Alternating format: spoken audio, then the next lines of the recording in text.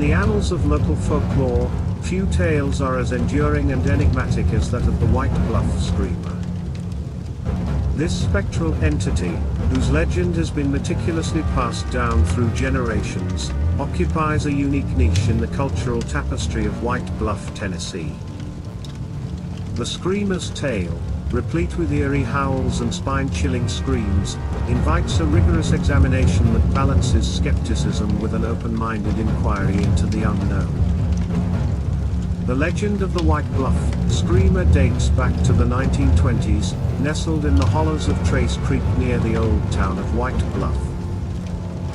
This period, characterized by its rustic isolation and dense woodlands, provided an ideal backdrop for the birth of such a myth. The Screamer's narrative is not merely a relic of the past, it has been kept alive through oral tradition, with each generation adding its own embellishments and nuances. The Screamer's most distinguishing feature is its harrowing scream, a sound that has been reported by multiple individuals over the decades. These auditory encounters are often described in terms that evoke a visceral sense of dread, a primal fear that taps into the deepest recesses of the human psyche. One notable sighting occurred in the 1930s when a couple claimed to have seen the Screamer, adding a layer of visual confirmation to the auditory phenomenon. Edward England, Jr., a local resident, provided a particularly vivid description of the Screamer, likening it to a large cat-like animal, reminiscent of a mountain lion. This comparison is intriguing, as it suggests a possible zoological basis for the legend. During a family camping trip in the 1970s, Edward recounted an encounter where they heard an unsettling sound in the woods and discovered large cat-like paw prints the following day. Such physical evidence, albeit anecdotal, adds a tangible dimension to the otherwise ethereal narrative.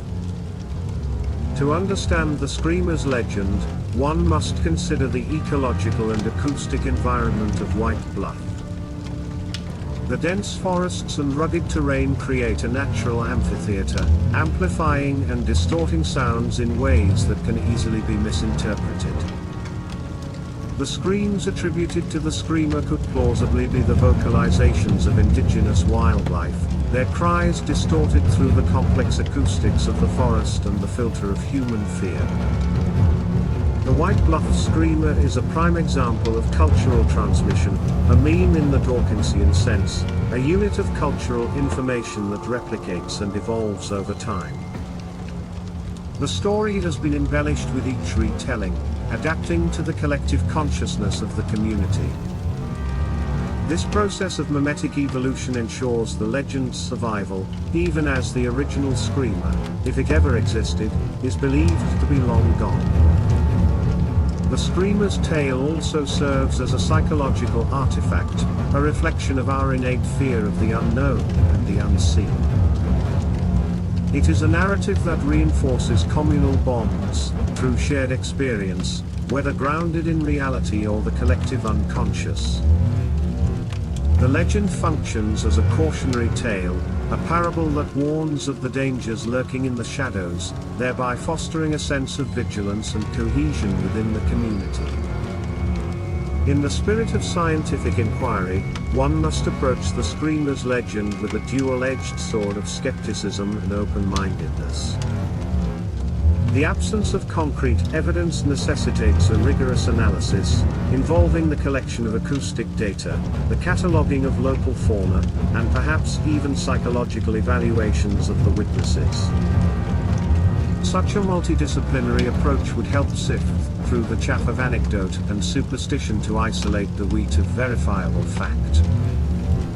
Despite the compelling consistency of the anecdotal evidence, it remains mired in the quagmire of hearsay and hyperbole.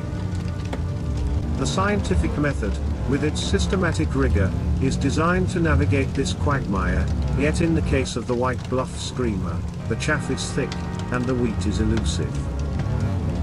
Several theories attempt to explain the origins and nature of the White Bluff Screamer. These range from cryptozoological theories, which posit the screamer as an undiscovered animal species, to paranormal theories that suggest it is a ghost or spirit. Skeptical viewpoints, however, argue that the screamer is a product of local folklore and mass hysteria. The diversity of these theories highlights the lack of consensus and the speculative nature of the evidence. These creatures, while diverse in their manifestations, share a common lineage in the human imagination. They are the offspring of our evolutionary heritage, born from the shadows that lurked beyond the firelight of our ancestral hominid camps.